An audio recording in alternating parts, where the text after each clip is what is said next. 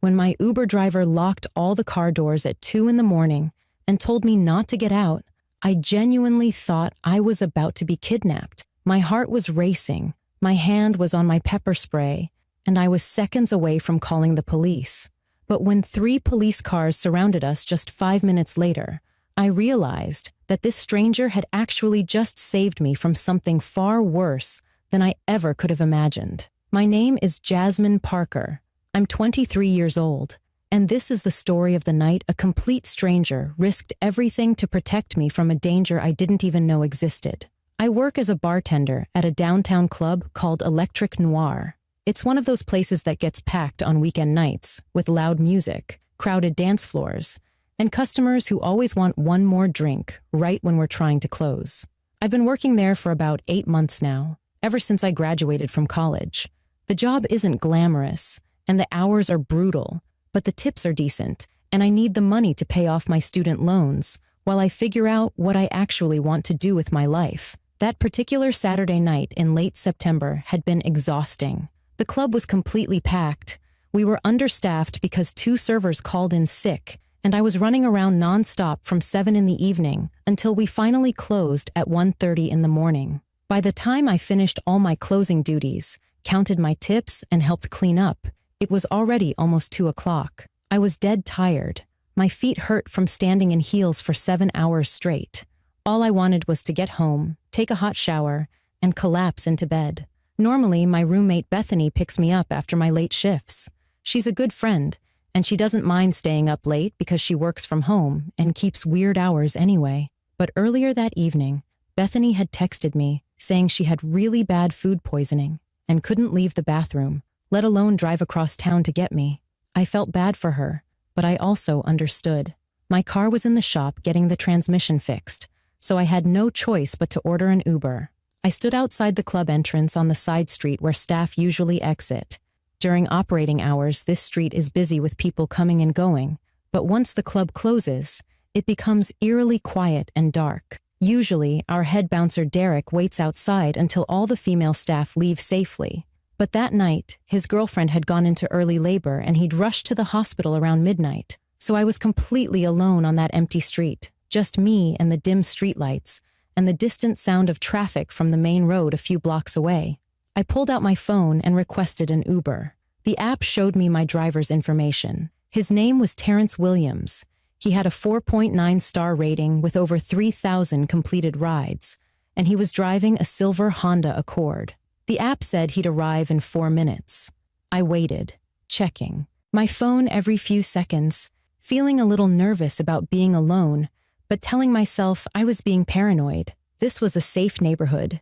Nothing bad ever happened here. When the silver Honda pulled up to the curb, I could see the driver through the windshield. He was a black man who looked like he was in his late 40s or maybe early 50s, wearing glasses and a plain gray sweater. He had a kind face, maybe a little tired, but that made sense given it was 2 in the morning. He looked completely normal and non-threatening. I opened the back door and slid into the seat. The car smelled faintly like pine air freshener mixed with coffee.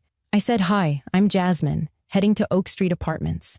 Terrence nodded, confirmed my destination on his phone mounted to the dashboard, and pulled away from the curb.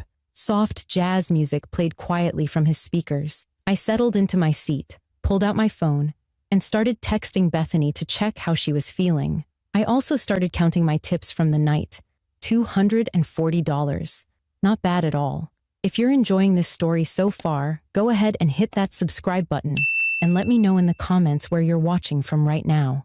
My apartment was about 15 minutes away from the club, and the route usually took us through the warehouse district, which was always completely deserted at night.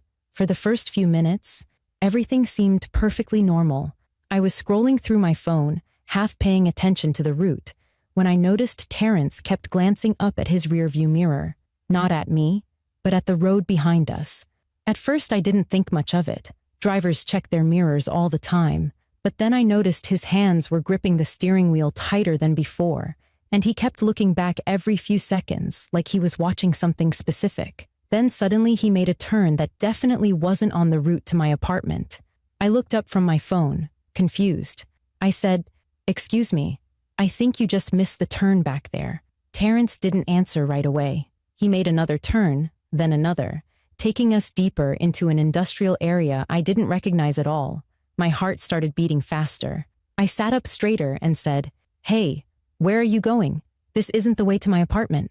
That's when I heard it. A loud mechanical click as all 4 car doors locked simultaneously. The sound made my stomach drop. I immediately grabbed the door handle and pulled hard, but it wouldn't budge. The door was completely locked. Panic shot through my entire body like electricity. I said, "Unlock these doors right now, or I'm calling the police." My hand was already reaching into my purse for my phone when Terrence finally spoke, his voice urgent, but trying hard to stay calm. He said, "Please, just listen to me for 1 second. Don't get out of this car. Don't try to jump out. Just trust me for 5 minutes. I know exactly how this looks, but you're in serious danger right now, and I'm trying to help you." My mind immediately went to every horrible story I'd ever heard about rideshare drivers attacking passengers. I said, "I don't know what you're planning, but I have pepper spray in my purse, and people know exactly where I am right now." Terrence shook his head quickly and said, "I'm not trying to hurt you. I promise you that. There's a car that's been following us since the moment I picked you up from your work. A black SUV with no front license plate. They've been staying exactly 3 car lengths behind us this entire time, matching every single turn I make. When I slow down, they slow down. When I speed up, they speed up. That's not normal driving behavior. That's deliberately following someone." I felt my throat tighten. I turned around in my seat and looked through the back window. Sure enough, there was a black SUV behind us in the distance, its headlights cutting through the darkness. My voice came out shaky when I said, "Maybe they're just going the same direction we are. Maybe it's just a coincidence."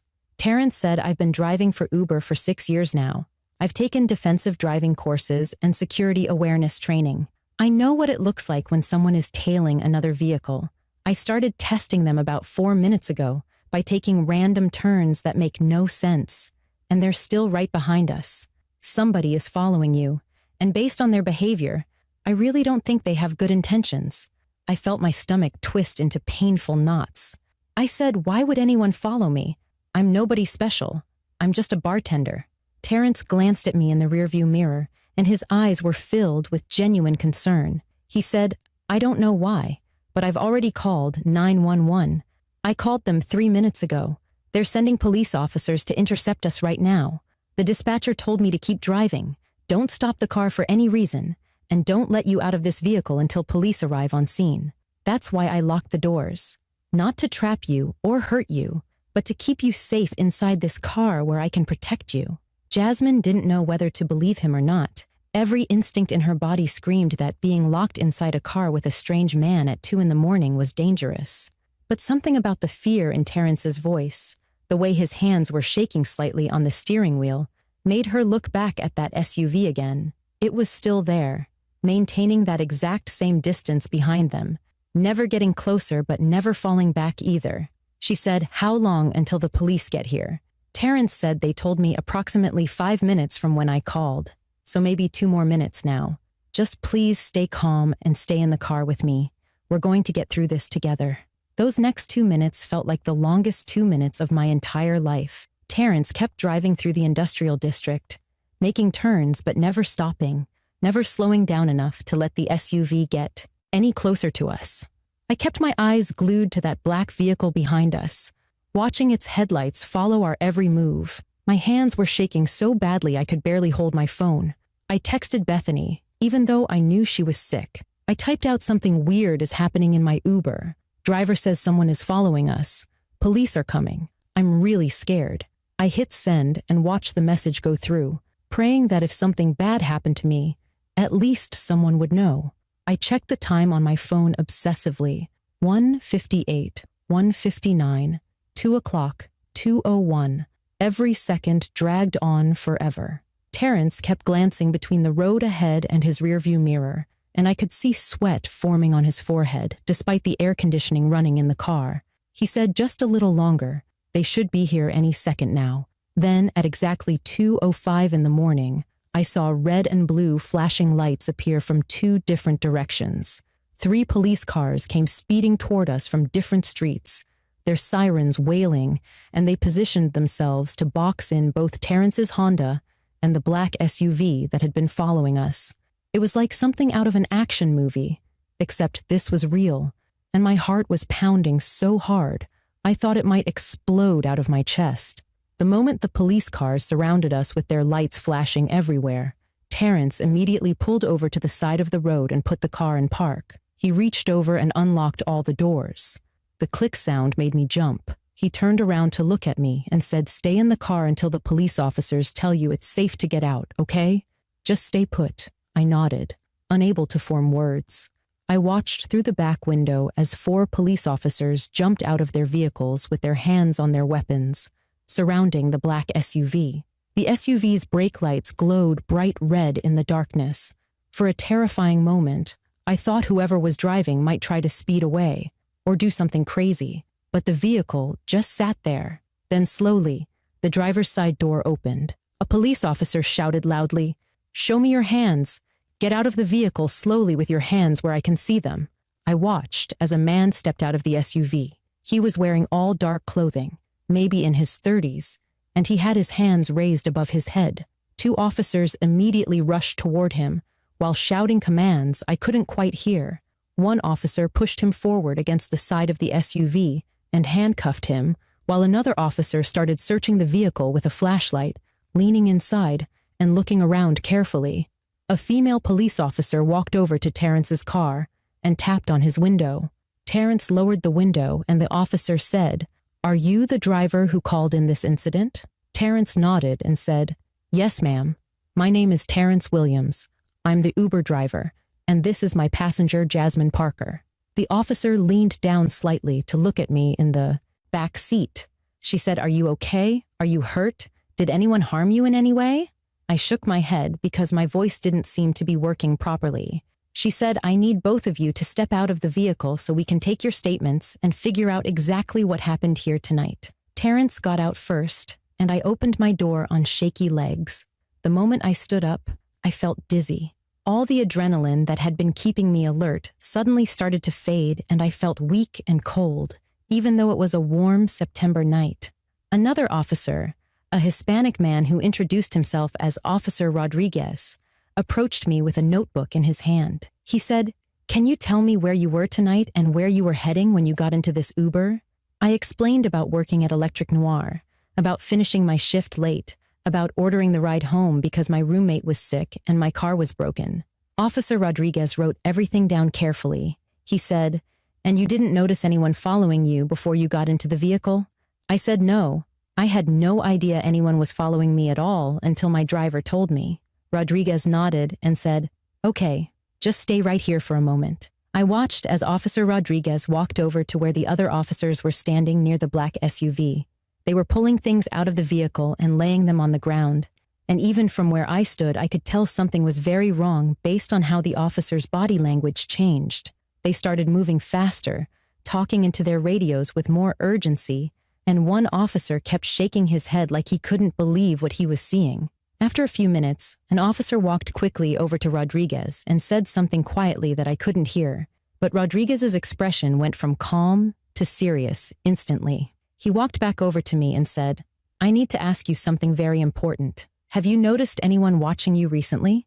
Anyone following you home from work or showing up places where you normally go? Any strange encounters with people you don't know or weird messages online?" I thought about it carefully and said no, nothing like that at all. I would have noticed if someone was following me, right? "Why are you asking me this?" Rodriguez hesitated for a moment, like he was trying to figure out how to tell me something difficult. Then he said, "We found photographs in that vehicle. Multiple photographs of you. Some of them were taken tonight outside your workplace. Some are from other nights over the past several weeks. There's also a notebook with detailed information about you, including your work schedule, your home address, and notes about your daily routine and habits." I felt like someone had punched me in the stomach. All the air went out of my lungs. I said, "What do you mean photographs of me? Who is that man?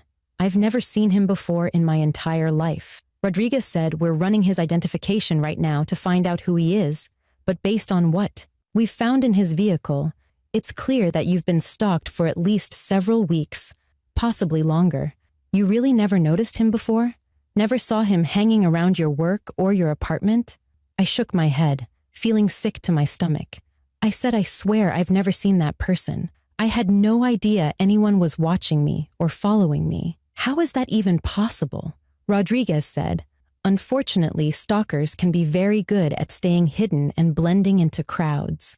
He asked me to sit in the back of one of the police cars with the door open while they continued processing the scene and gathering evidence. I sat there feeling numb, watching officers take photos of everything, bag up items from the SUV, and talk to Terrence, who was giving his statement to another officer. After about 15 minutes, Rodriguez came back with a tablet computer in his hands. He said, I need to show you something, but I want you to prepare yourself, because it's going to be very disturbing. He pulled up a folder of photos that had been taken from the stalker's phone, image after image of me leaving work, walking to different Uber and Lyft pickups, sitting in coffee shops on my days off, buying groceries, going into my apartment building. There had to be at least 50 photos, maybe even more. Some were taken from far away across the street, with what must have been a zoom lens. Others were taken much closer, like the person had been standing just a few feet away from me. In some of the photos, I was looking right at the camera, but I had no memory of seeing this person or having my picture taken. My hands started shaking so violently that I had to clench them into fists to make it stop. I said, I don't understand any of this. Why would someone do this to me? What did I do wrong? Rodriguez said, you didn't do anything wrong at all. This isn't your fault. Unfortunately, stalkers often fixate on victims completely randomly, or for reasons that only make sense in their own minds. But here's what concerns us the most. He swiped to another image on the tablet. It was a screenshot from the Uber app showing my ride request from tonight, including the exact pickup location outside Electric Noir and my home address as the destination.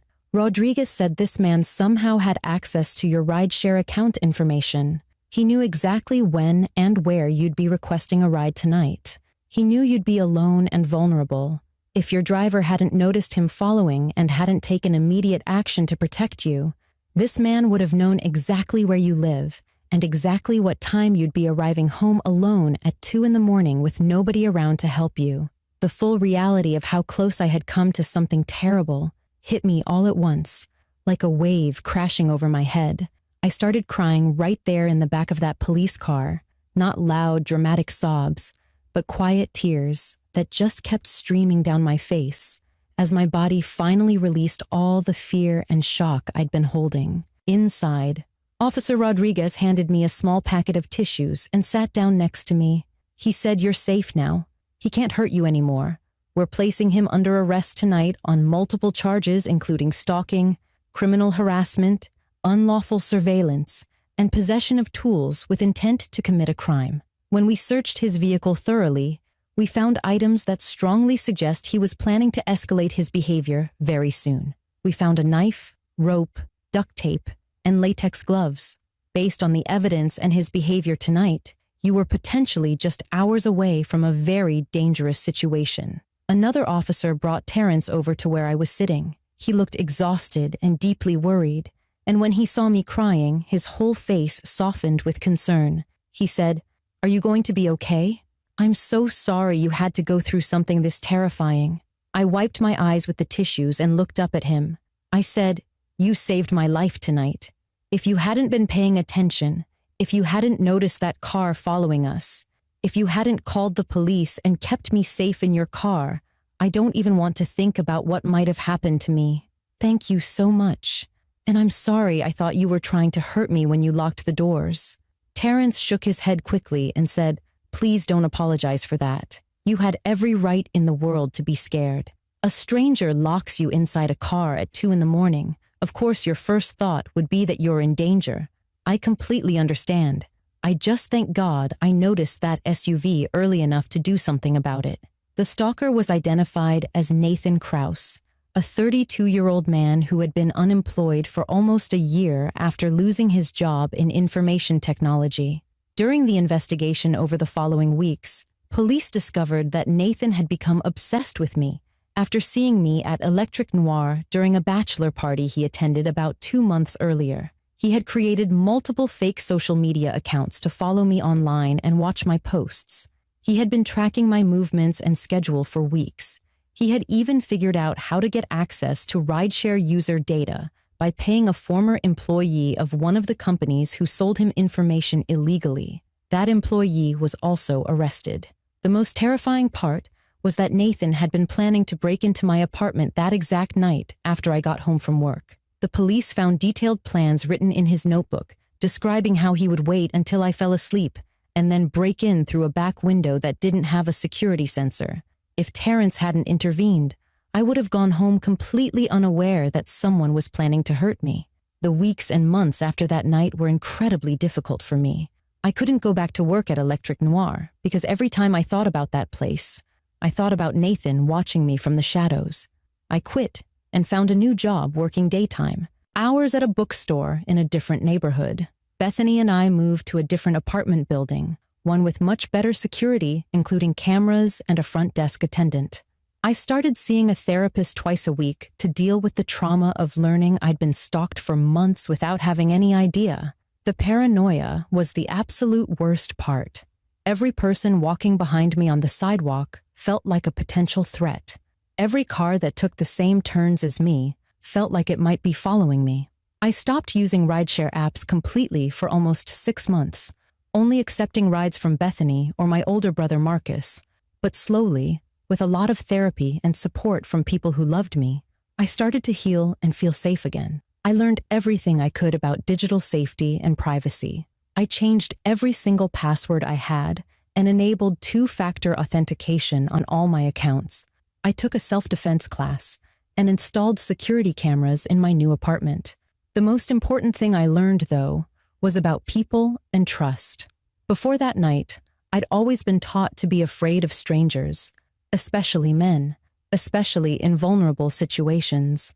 And while being cautious is important, that night taught me that sometimes the person who seems suspicious might actually be your guardian angel. Terrence and I stayed in touch after everything happened. We met for coffee a few weeks later, and he told me about his own daughter who was my age and also worked late-night shifts. He said that's exactly why he always stays alert during his rides, because he thinks about his daughter and hopes that other drivers would look out for her the same way. Nathan Kraus pleaded guilty to all charges and was sentenced to 8 years in prison with mandatory psychiatric treatment. If you made it to the end of this story, please hit that subscribe button and let me know in the comments where you're watching from. The real lesson here isn't just about being careful with rideshare apps or watching out for stalkers. It's about the fact that sometimes danger comes from places you never expect, and sometimes safety comes from strangers who choose to care. What saved me that night wasn't luck. It was one person's choice to pay attention and take action, even when it would have been easier to just mind his own business. We all have the power to be that person for someone else.